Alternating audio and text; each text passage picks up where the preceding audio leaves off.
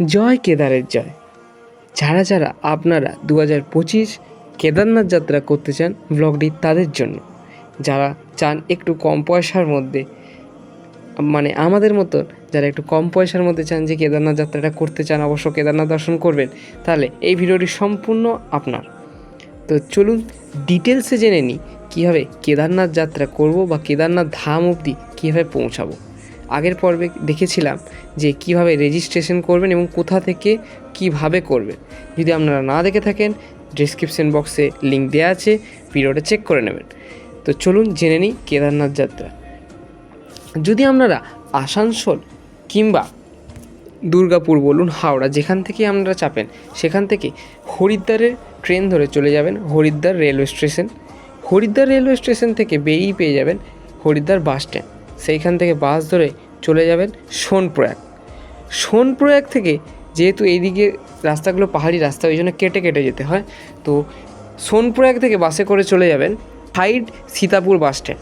Side Sitapur bus stand থেকে যেতে হবে আপনাকে গৌরীকুণ্ড, যেটা হচ্ছে কেদারনাথ যাত্রার মিড পয়েন্ট, অর্থাৎ যেখান থেকে কেদারনাথ যাত্রা আরম্ভ হয় বা শুরু করা হয়।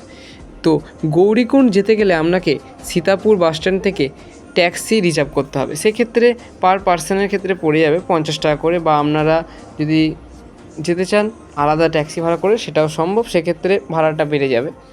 তো সেইখান থেকে চলে যাবেন গৌরীকুণ্ড। এবার আপনারা যদি বলেন সেদিনকেই ট্রেক করব, তাহলে আপনাদেরকে অনেক ভোরে বেরোতে হবে, যাতে আপনারা গৌরীকুণ্ড যত সম্ভব সকালে পৌঁছাতে পারেন। কারণ যেহেতু কেদারনাথ যাত্রা করার জন্য 22 কিলোমিটার চড়াও পাহাড়ের ওপর যেতে হবে এবং রাস্তাটা খুব দুর্গম রাস্তা, তাই আপনাদেরকে হাতে সময় নিয়ে রাখতে হবে। তবে আমি বলবো, যদি আপনারা ট্রেক করতে চান তাহলে অবশ্যই যেদিন গৌরীকুণ্ড পৌঁছাবেন তার পরের দিন ট্রেক করাটা সবথেকে ভালো। যদি আপনাদের আশীর্বাদ থাকে এবং মহাদেবের টান থাকে, আমি খুব তাড়াতাড়ি কেদারনাথ ব্লগ আনবো, কিন্তু সেটা অনেক দেরি আছে। যাই হোক, সেটা নিয়ে তো আসবে। এবং আপনারা যদি চান যে কেদারনাথ ব্লগ আমি আনি, তাহলে অবশ্যই কমেন্ট করে জানাবেন। লাইক, কমেন্ট, শেয়ার করতে ভুলবেন না, এবং চ্যানেল নতুন হলে অবশ্যই সাবস্ক্রাইব করে নেবেন। তো চলুন, কেদারনাথ যাত্রার ক্ষেত্রে আপনাদের খরচের ব্যাপার, যেটা আমাদের সবথেকে বড় প্রশ্ন, যে কম খরচে কীভাবে কেদারনাথ যাত্রা করব। তো আপনারা প্রথমে ট্রেনের রিজার্ভেশন করে চলে যাবেন হরিদ্বার। হরিদ্বার থেকে বাস ভাড়া অত্যন্ত কম। তো বাস ভাড়া করে আপনারা যেভাবে সোনপ্রয়াগ থেকে চলে যাবেন সাইড সীতাপুর বাস স্ট্যান্ড থেকে গৌরীকুণ্ড 50 টাকা করে ট্যাক্সি ভাড়া। এরপর আপনারা যখন চড়াই উঠবেন, অনেকে বয়স্করা যান, তাদের ক্ষেত্রে বলবো, বা যাদের হাঁটুর প্রবলেম আছে তারা ঘোড়া ব্যবহার করেন, আবার অনেকে হেলিকপ্টার ব্যবহার করেন। হেলিকপ্টার কীভাবে বুক করবেন সেটা আগের ভিডিওতে বলে দিয়েছি। তো হেলিকপ্টার বুকিংয়ের ক্ষেত্রে পার পার্সন পড়ে যাবে 7,000 টাকা, আপ অ্যান্ড ডাউন, টোটালটা নিয়ে 7,000। সেদিনকেই ঘুরিয়ে নিয়ে আসবে। আর হেলিকপ্টার আপনাদের একটা সুবিধা পাবেন, সেটা হচ্ছে ওরাই ব্যবস্থা করে দেবে আপনি যাতে খুব সহজে কেদারনাথ দর্শন করতে পারেন।